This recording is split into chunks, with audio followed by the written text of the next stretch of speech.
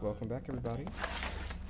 So, playtest 5 just ended for Dark and Darker, and I have a shotgun blast of footage. A lot of it apparently didn't save, so this is the first video of however many I have. It's basically all goblin footage. I don't have a team to play with, so I don't want to get stomped in High Roller or the dungeon by a 3-man group. So, whole lot of goblin caves. But I really love the goblin caves. If it was possible to just play the goblin cave solo, I would still have a good time. And I'm bringing in a pretty good bit of gear. The very first day, despite all the bugs and everything, I still managed to get a very significant amount of loot. And this was my first set. I didn't get a very optimal spawn. This corner up here isn't one of my favorite places to be, but it's not too terribly bad. It's not the worst, by any means. But if you don't have any gear, this little section here can be brutal, because you have to go through these monsters, and with the ring the way that it is, you really don't have a lot of time to fight. So over here is a pretty big PvE room. You'll very frequently run into other players, but this time I got lucky, and the only other player in this room bugged out or something on him. So the upside is that he didn't lose anything, and I guess I technically got a player elimination, so that's pretty nice. That was a very sloppy fight right there, took a lot of damage. And so, in the last playtest, I was very hesitant to not optimize my heals. Whenever I kind of re-evaluated how bringing stuff in with you works, it really, I think, increased my success rate. So, the number one thing I think I learned was that this game is actually just like gambling. Every time you go into the dungeon, everything you have is already forfeit. You don't own it anymore. And so, use every consume, use everything you have as you need it, because if you die with it, it's gone, and then if you use it, it's still gone. If you escape, that's great, but consumes cost maximum of 50 gold, so as long as you're up to 50 gold, you're still profiting on that. I'm very comfortable in this room. Goblins are pretty easy to fight for a warrior. I got better and better at fighting them throughout the playtest, but with all my gear, I'm also comfortable with fighting this guy. Now here in a second, you're going to see just a bug that I discovered at some point. And this works like 50% of the time, where he just can't get up this ledge. And so for the next, if you just skip it seconds, he'll probably be dead. Like, probably. But if you want to watch me shoot him in the head a handful of times, that's easier. And he also doesn't drop any crazy loot. I think it was a mace and shoes. Nothing good, but he also has So welcome back, everybody. Skipped ahead.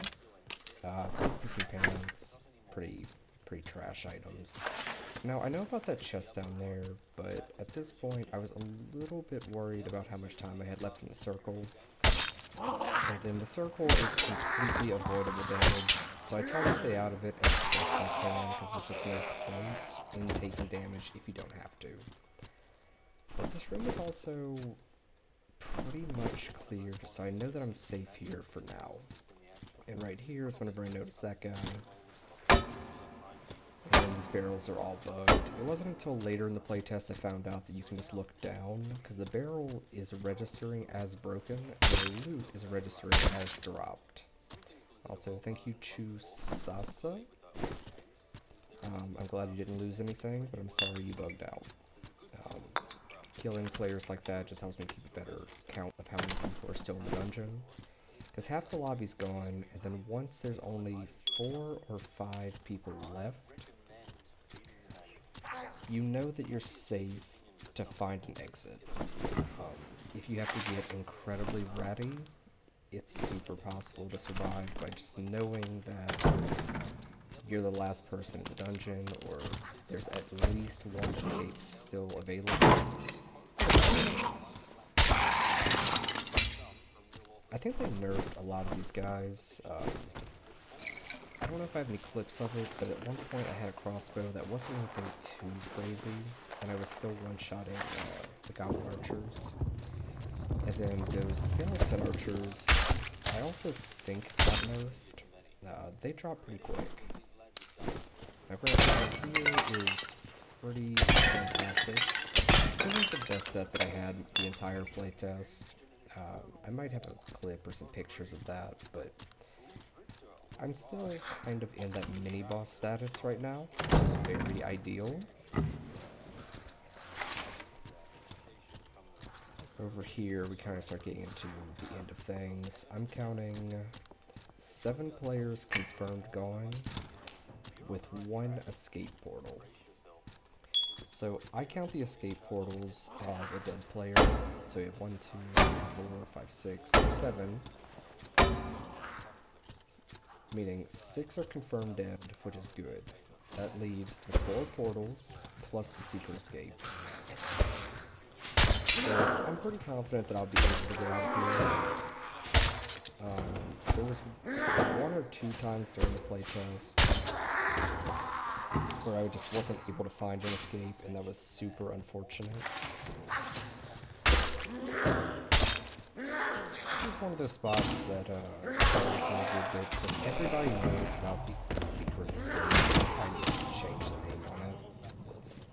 Also, that was broken, so I had to remap a lot of my stuff. I was trying to press the reload button, that's why I emoted. But you see, I just one-shotted that goblin. My bow isn't crazy, but it's just good enough that I was able to do that. I don't know how much health many of the enemies have. The only ones that I'm pretty sure of, or I think it's 150 for Goblin Warriors, and I think that it's 80 or 800 for the Skeleton Champions.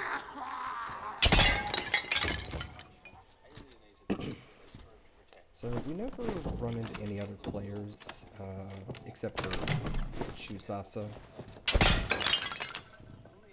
A lot of this is just generally playing it safe. Every time I go into a dungeon, my goal is just to get out of the dungeon. If I don't have any loot, it's fine, because I've already lost everything I brought in. So there's no sense in getting greedy and risking it, right? You know, if I come out with 50 gold, I buy some new consumes, and I go right back in and try again. If I die, I lose everything. That doesn't normally hit me, but so I'm not entirely sure what I was doing right here. I was getting the portal up, but at the end, I still take the other escape. So I imagine likely what my train of thought was, it was probably just, let me get this portal up to help out somebody at least. Because even though it's in my best interest to kill as many players as possible and whatnot, I still believe that other people want to have fun, so I typically don't like pub stomping if I can help it. I'm getting more comfortable with the idea of PvPing, but it's not necessary. Another one is this guy here. But I take my escape, and I don't stick around to see what happens to that guy. And the rest of this is me just vendoring the stuff that I find. I think I found about 150-ish worth of stuff. And I found that ring. It wasn't a very good ring, but I'm sure I held on to it and probably gave it to somebody or something. And we just sell off this last couple of things, and that's the gameplay. So thank you all for watching, and I'll see you in the next one.